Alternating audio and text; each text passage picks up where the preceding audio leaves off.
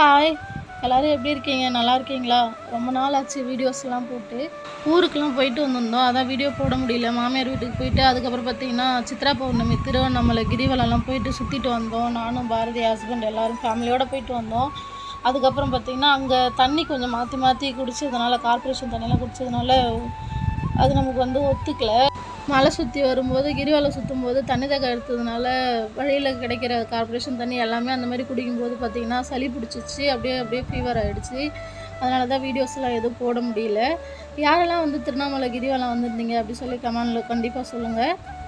கோவிலுக்கு கிரிவலம் போனதும் வீடியோஸ்லாம் எதுவும் எடுக்க முடியல. ஏன்னா அவ்வளோ கூட்டம், அவ்வளோ ரஷ்ஷு. வந்தவங்களுக்கு தெரியும். சுத்தமாகவே வீடியோஸ் எதுவும் எடுக்க முடியல.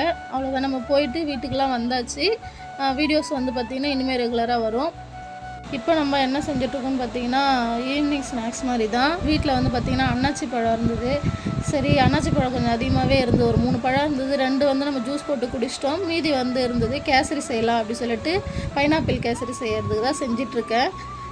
நீங்களும் இதே மெத்தடில் செஞ்சு பாருங்கள். சூப்பராகவே இருக்கும் டேஸ்ட்டு. ஆல்ரெடி சொல்லியிருப்பேன் பாருங்கள், ஒரு கிளாஸ் காமிச்சிப்பேன். அந்த கிளாஸில் தான் ஒரு கிளாஸ் ரவை எடுத்திருந்தேன். அதே கிளாஸில் பார்த்திங்கன்னா சர்க்கரையும் ஈவனாக அதே கிளாஸில் எடுக்கணும்.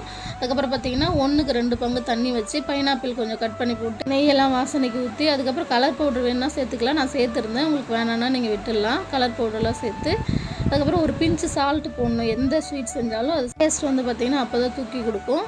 சூப்பராக இருக்கும். அதுக்கப்புறம் பார்த்திங்கன்னா பைனாப்பிள் கேசரி செஞ்சு ஆற வச்சாச்சு. ஆற வச்சுட்டு வீட்டில் பார்த்திங்கன்னா தர்பூசணி இருந்தது. சரி, அதை ஜூஸ் போட்டுடலாம் அப்படின்னு சொல்லிட்டு புதினா தழைலாம் போட்டு லெமன் ஒரு அரை லெமன் புழிஞ்சு விட்டு போட்டிங்கன்னா டேஸ்ட்டு சூப்பராக இருக்கும். அதுவுமே அப்படியே சைடில் ரெடி பண்ணிவிட்டேன். நம்ம வீட்டில் ஈவினிங் ஸ்நாக்ஸ் பார்த்திங்கன்னா சூப்பராக ரெடி ஆகிடுச்சு. பைனாப்பிள் கேசரி, தர்பூசணி ஜூஸ் வாட்டர்மெலன் ஜூஸ் போட்டிருந்தோம். சூப்பராகவே வந்திருந்தது.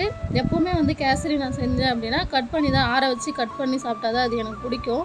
ஸோ நம்ம ஆற வச்சதை நான் கட் பண்ணுறேன் பாருங்கள் வீடியோவில். இந்த மாதிரி நம்ம எந்த கேசரி செஞ்சாலுமே ஒரு பிளேட்டில் நெய் தடவி அதை ஆற வச்சுட்டு அதுக்கப்புறம் கட் பண்ணிங்கன்னா நம்ம கட் பண்ணுற ஷேப்புக்கு சூப்பராகவே வரும். நீங்களும் ட்ரை பண்ணி பாருங்கள். டேஸ்ட்டுமே பைனாப்பிள் கேசரி வேறு லெவலில் இருந்தது. இந்த மாதிரி மோர் வீடியோஸ் பார்க்கணும் அப்படின்னா நம்மளோட சேனலை சப்ஸ்கிரைப் பண்ணி வச்சுக்கோங்க. நெக்ஸ்ட் ஒரு வீடியோவில் பார்க்கலாம். பாய்.